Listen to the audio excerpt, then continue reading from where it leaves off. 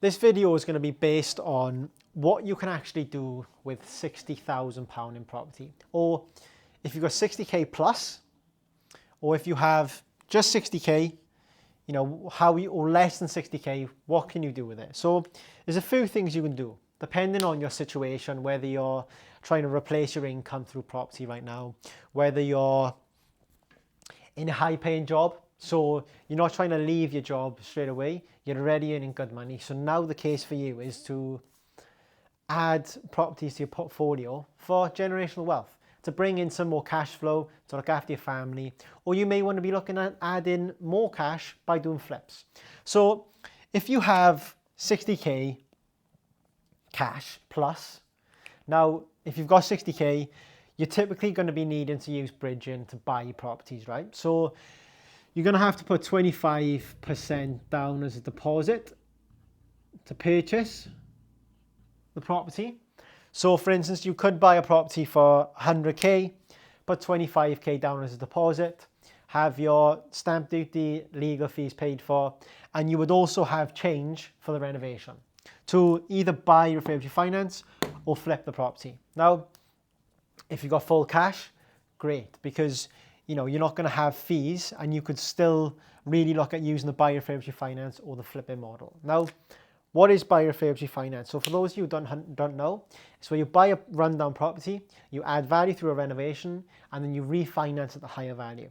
You then rent the property out, and obviously you have different exit strategies, as in single lets, Airbnbs, HMO, social housing. There's loads of stuff you can use, right, to bring in that cash flow every single month. So yeah, another option for you is flipping. Again, as I mentioned, it all depends on your situation, what you're trying to do. If you've got 60k, what you need to realize is if you're going to use bridging finance, you're typically going to leave money in a buy refurbished finance deal. And so you may be better off flipping for a while. Keep flipping, make 30k plus on a flip. Suddenly you've got 90k. Make 35k, 40k. Build your cash flow until you feel comfortable or confident to get into the buy refurbished finance and leave some money in a deal. So something that I've done very effectively over the 7 years that I've been in property is when I've bought, the way that it works for me is I buy 3 properties. Say I buy 3 properties, this is what I'll do. So the first one will be buy, refurbish, refinance, rent. The second one will be buy, refurbish, refinance, rent. And then I'll either have obviously HMO or Airbnb typically for me. And then the third option, or the third property that I purchase in a year or in a 6-month time frame or 8-month time frame, I'll then flip this property. So for every third property that I buy, I sell. Now you may ask why. Well, if you have a buy refurbished finance deal and you leave 15k in the deal, when you go through the buy-in, you renovate, you refinance, then you rent it out, and you realize that you can't pull all of your initial investment back out, you leave 15k in the deal. So what will happen then? Well, your cash is going to come down. So you're going to then do another buy refurbished finance. You may leave 20k in a deal. This is a bit bigger, or this needs a little bit more work, or the end value is not as good. So what's going to happen? You're in a position now where 35k of your money has been tied up in 2 deals. So it's important now for us to recoup this figure. So how can you do that? Well, you can flip. So the next property that I buy, I will then sell to pay off this money that I've got and recycle back to my 150 or 300k that I have. So when you're leaving money in a deal using the buy refurbished finance, your third property, you can then make 30k plus. So that then pays off the rest of the buy refurbished finances. And then what will happen then? I'll go back into a buy refurbished finance deal. Now, it's a little bit different for me because obviously this is what I do full time, and this is kind of the procedure that I follow. But if this is something that you could look at yourself, that could definitely be an option for you. Buy 2, the third one sell. And as I mentioned, This all depends on what you're really trying to get from the money that you have, right? If you really want to go and grow it, focus on flipping for a while. If you've already got 150 or 250k, then use the buy, refurbish, finance model and use Airbnb as an exit strategy. Or use single as an exit strategy, or use HMOs as an exit strategy. But, you know, understanding if you're going to leave money in the deal or not is crucial. And can you afford to leave money in the deal? If you want to use the same method that I do, so for every third property you have, you sell so that it pays off for the other properties. So you still keep that same amount of cash flow that you have. If I move on here now, so if you've got under 60k, and you're still looking to get into property, or you want to get into property, there's a few things you can obviously do, right? So depending on whether you want to think about the long term and build generational wealth, and you're already in a job that you like, and you're happy to buy one property every 2 or 3 years and have this as a side hustle, so that in 10 years time you own 6, 7 properties, and you know you're having cash flow from Airbnb or single let, and you're going to do well, right? But if you're someone that wants to make a little bit more on that, then you can also look at strategies like rent to rent and obviously deal sourcing to build your cash flow. But if you have got 60k, there's nothing wrong at all with buying a buy-to-let property. Because what can you do? Well, when you buy a buy-to-let property, you have 25%. You put 25% down as a deposit, the same as a bridging loan. But this is long-term lending. A buy-to-let mortgage is long-term lending. A bridging loan is short-term lending. So a bridge is where you buy a property that needs work, you add value, and then you refinance it, typically within the same 6 to 12 months. A buy-to-let is usually fixed. Buy-to-let mortgage, when you buy a property in a buy-to-let mortgage, is fixed for 2 to 5 years, and obviously you have a 35-year term or 25-year term, depending on what you decide. Interest only. So if you have under 60k, you could potentially go and buy 2 properties with 80k, put 25% down as a deposit, and then what could you do? I know the return on investment is not going to be as good, but you could buy them on buy-to-lets, buy 2 on buy-to-lets, and then what? Run them as Airbnbs.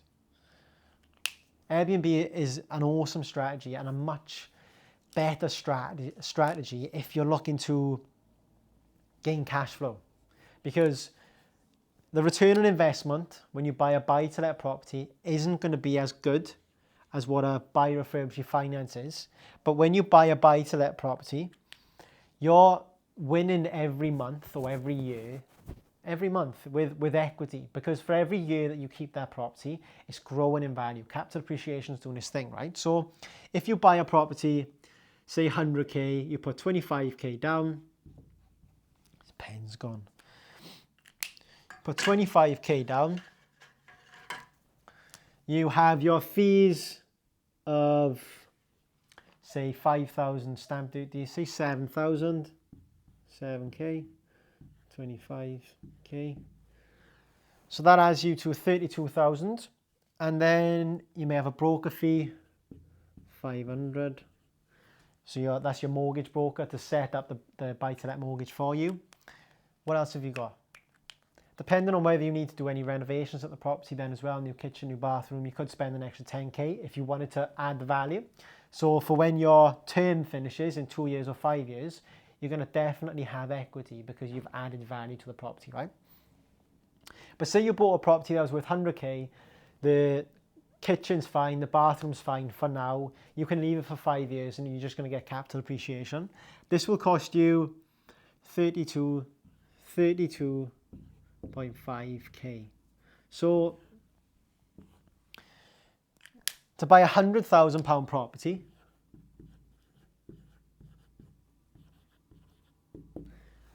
to buy 100k property, it's going to cost you typically around 32.5 grand. So if you were going to run that property as a single let, yeah, it's going to take you some time to get this initial investment back. But if you run your property as an Airbnb, and you can make on average £1,000 a month, 12k 12k per annum. So suddenly the return on investment is going to be a lot better, because in 3 years time, you're going to have your money back from that one property. So when you've basically had that now for free, because Airbnb has been the exit for you to get your deposit back quicker, right? So if you've got 60k or around 60k, under 60k, buying a buy-to-let is obviously a great strategy for you too. But always be in mind and have in mind that you may, well, the return on investment is not going to be as good if you don't add value to the property. Now, I know a lot of people that, and I've done this myself, you buy a property on a buy-to-let mortgage, you add a kitchen, you add a bathroom. So say, for instance, it was 100k, £32,000 to get in. Then you've added a kitchen and a bathroom, so that you know you've added value. By the time your 2-year fixed term is up, you bought it for 100k, you've spent 10k there, it's now going to be worth 130k. So in 2 years time, you can then pull that equity and then move again. But this is obviously the longer term strategy. So if you've got 60k and you're happy to play the longer game and, you know, use the buy-to-let strategy, run it as an Airbnb, make £1,000 a month and use that and build it over time, great. But if you've got 60k plus and you want to get a better return on your money, then obviously either buy full cash or buy using a bridging loan, add value, refinance, and then, you know, look to exit with Airbnb, single-let, HMOs, or whatever you feel comfortable with. There's also obviously another strategy you can use again in flipping. Flipping is obviously great and can really help you replace your income. If you're earning £40,000 a year at the moment, but you can buy a property, add value, and within 6 to 9 months sell it and make 40k, but suddenly your time is all your own and you haven't got to go to work anymore for anyone else, then, you know, would you do that as well? Because that is, when you've got the cash, that is simply done. It's going to take you time to, your first deal won't be perfect, your second deal may not be great, but then by the time you do your third deal and you have the experience, you're going to be able to do it on autopilot. You're going to have everything in place to really start to scale. So that's some options you can use if you've got 60k plus or under 60k to buy stuff.